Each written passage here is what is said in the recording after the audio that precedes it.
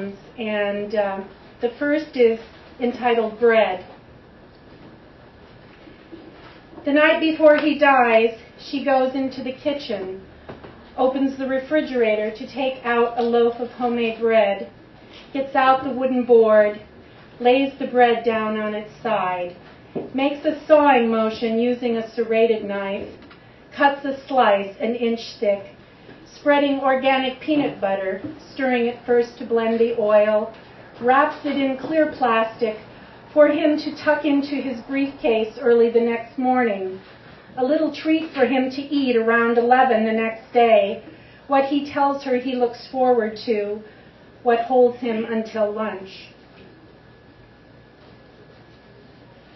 This next one is called The Waiting Game.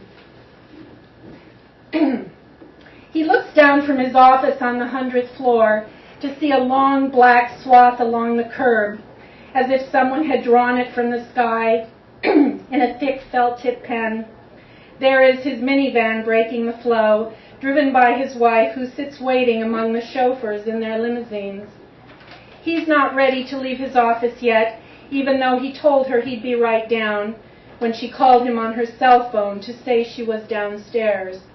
He had more work to do, as he always did, something unexpected, some emergency, a project overdue, a budget deadline, a memo needing to be finished. There was always something to delay him, sometimes for several hours. Still, she keeps on waiting for him, and if their sons are with her, she'll call to ask if she can send them up to try to hurry him along. But on the morning that the plane hits his office in the North Tower, she isn't downstairs waiting. She's uptown walking on a path along the Hudson, unaware that on her left, low-flying planes are making their approach. Late that afternoon, when it is getting closer to the time when she would have gone to pick him up, she makes her way home alone, walking downtown among the horde of people, covering their faces from the fumes, down the FDR, across the Brooklyn Bridge, knowing she will never wait for him again. This one's called Denial. When she got home after walking miles, breathing in the acrid air, the first thing she did was go upstairs to their bedroom, where all his dirty shirts were draped across the wooden frame at the bottom of their bed. What he expected when he left that morning, she would be bringing to the cleaners. His suit was there, the one he wore the night before, still damp from walking in the pouring rain with no umbrella. She didn't stop to think his scent was all that she had left. She just wrapped her arms around it all, scooping everything together in a bundle for the Chinese laundry. This next one is called Car Lady. Car Lady gets out early before it gets light, drives into Manhattan to the same spot every day next to the deli, buys a paper and coffee, brings them back, settles into her seat as daylight begins, smiles at the super walking a dog, takes part in the dance of alternate side, watches cops hand out tickets, men make deliveries, the well-dressed hail cabs from the middle of the street, rifles through papers stored in the trunk, files them in shopping bags, writes checks, seals envelopes, searches for stamps, until a knock on the window gets her attention, threatens her need to hide in plain view.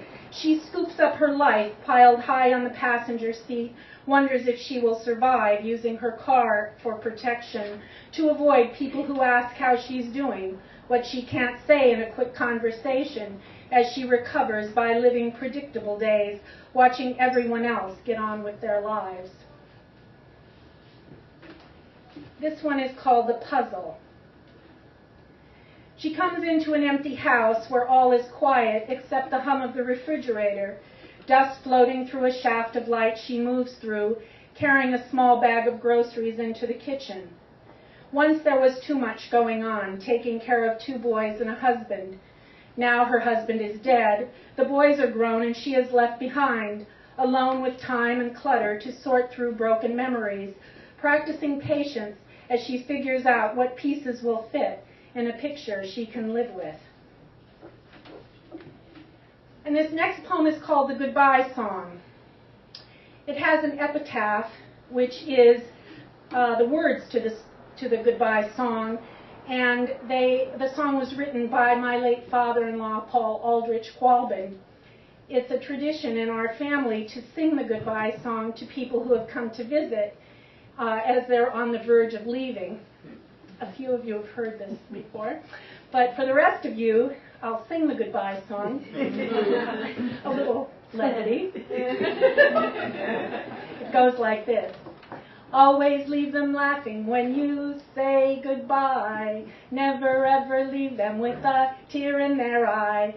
Say hello to, and then you insert wherever they're going. When you get there, don't forget your stockings and your underwear.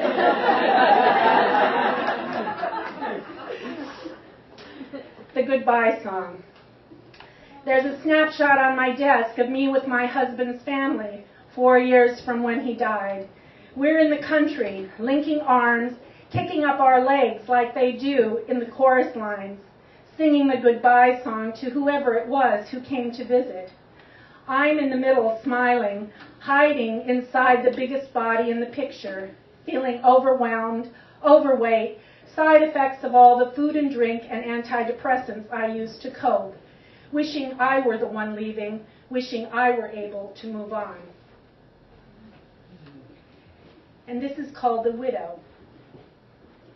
She goes to bed early on New Year's Eve, nursing a cold left over from Christmas, burrowed under blankets, a puffy down comforter, wadded tissues, newspapers, books strewn around, her head propped up against pillows, breathing fitfully, eventually slipping out of awareness until midnight when muffled pops and cheers break the silence, waking her to wonder what is that noise, until she remembers, thinks back, thinks how long it has been since she felt like celebrating.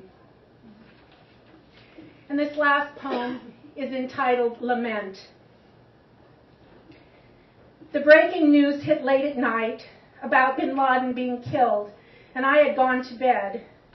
My son Kai yelled from his room upstairs, and even though I heard him, I rolled over, hoping to get back to sleep. His death won't bring my husband back, make me feel less alone, or reconcile my regrets. It only resurrects my grief, what gets buried in routines, what I cling to, our conversations, how he must have suffered when he knew his life was over. His absence makes any mention of 9/11 hard to bear, and even though I'm thankful that bin Laden has been killed, it opens up a wound, brings back all the painful questions. How to go on living knowing these kinds of things can happen? What will ease the suffering, protect us from the dangers that no one can foresee? I try not to blame myself. I know I must move on. Think about what made him happy, working late on projects that only now seem insignificant. How proud he was working on the 100th floor, where he could see all the way to Brooklyn from his office window in the North Tower, picking out the landmarks, tracing them until he saw the steeple of St. Stephen's, where the winding trail of lights from cars on the Brooklyn-Queens Expressway led to our house in Carroll Gardens. Toward the end of summer, when the weather was still warm enough, he'd be in our backyard, deep against the dark green plastic Adirondack chair, fireflies flickering around him, his cigar smoke warding off mosquitoes, cicadas louder than the white noise of the highway, grateful for this oasis, to be surrounded by maturing oaks and evergreens, beeches, apple, cherry trees he planted years before. He'd look up and see the constellations, a thin sliver of the heavens, feeling he was such a lucky guy. Thank you.